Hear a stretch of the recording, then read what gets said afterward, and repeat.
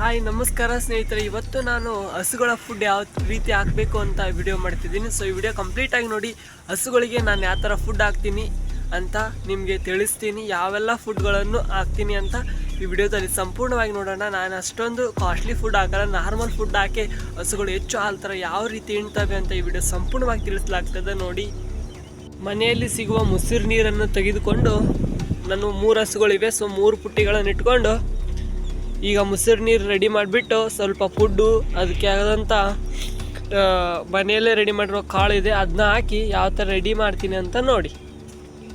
ಈಗ ಫೈನಲ್ ಆಗಿ ಅಷ್ಟಕ್ಕೂ ಡಿವೈಡ್ ಮಾಡಿದೆ, ಸ್ವಲ್ಪ ಡಿವೈಡ್ ಈ ಥರ ಇದಕ್ಕೆ ಸ್ವಲ್ಪ ಡಿವೈಡ್ ಮಾಡಿದೆ. ಇದಕ್ಕಿನ್ನೂ ಡೈರಿ ಫುಡ್ಡು ಮತ್ತು ನಾವೇ ರೆಡಿ ಮಾಡಿದ್ದೀವಿ ಸ್ವಲ್ಪ ಫುಡ್ನ, ಅದನ್ನೂ ಕೂಡ ಮಿಕ್ಸ್ ಮಾಡ್ತೀನಿ, ಅದನ್ನೂ ಕೂಡ ನಿಮ್ಗೆ ತೋರಿಸ್ತೀನಿ ಬನ್ನಿ.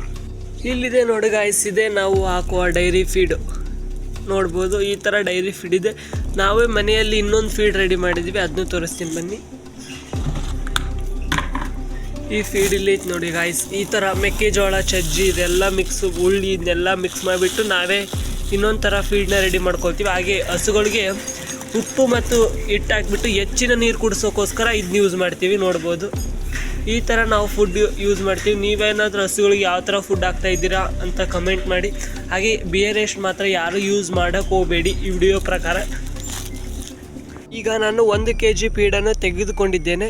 ಈ ಫೀಡನ್ನು ಈ ಥರ ನೀರಿಗೆ ಮಿಕ್ಸ್ ಮಾಡಿಬಿಟ್ಟು ಹಾಕಿದರೆ ಅದು ನೆನ್ನುತ್ತೆ. ನೆನ್ನ ನಂತರ ಒಂದು ಸ್ವಲ್ಪ ಒಂಥರ ಏನು ಮುದ್ದೆ ಟೈಪ್ ಆಗುತ್ತೆ. ಆ ನಂತರ ನೀವು ಮುಸಿರು ನೀರಿಗೆ ಹಾಕಿಬಿಟ್ಟು ನಾವು ಹಾಕಿರೋ ಫುಡ್ನ ರೆಡಿ ಮಾಡಿಬಿಟ್ಟು ಹಾಕಬೇಕು ಗಾಯ್ಸ್. ನೋಡಿ ಗಾಯ್ಸ್, ಇದು ಮುದ್ದೆ ಥರ ಆಗಿದೆ. ನೋಡ್ಬೋದು ಎಷ್ಟು ಮುದ್ದೆ ಥರನೇ ಕಾಣ್ತಾ ಇದೆ. ಇದನ್ನು ಸ್ವಲ್ಪ ಈಗ ಡಿವೈಡ್ ಮಾಡಬೇಕು, ಇದನ್ನ ಹಾಕಬೇಕು. ಈ ಥರ ಡಿವೈಡ್ ಮಾಡಬೇಕು, ಸ್ವಲ್ಪ ಡಿವೈಡ್ ಮಾಡಬೇಕು, ಅಷ್ಟಕ್ಕೆ ಹಾಕಬೇಕು ಗಾಯ್ಸ್. ಯಾವ ಹಸುಗಳು ಜಾಸ್ತಿ ಇರುತ್ತೆ ಅದಕ್ಕೆ ಸ್ವಲ್ಪ ಜಾಸ್ತಿ ಹೆಚ್ಚಿನ ಪ್ರಮಾಣದಲ್ಲಿ ಹಾಕಬೇಕಾಗುತ್ತೆ. ನೋಡಿ ನಾನು ಈ ಥರ ಡಿವೈಡ್ ಮಾಡ್ತಾ ಇದ್ದೀನಿ ಅಷ್ಟಕ್ಕೂ.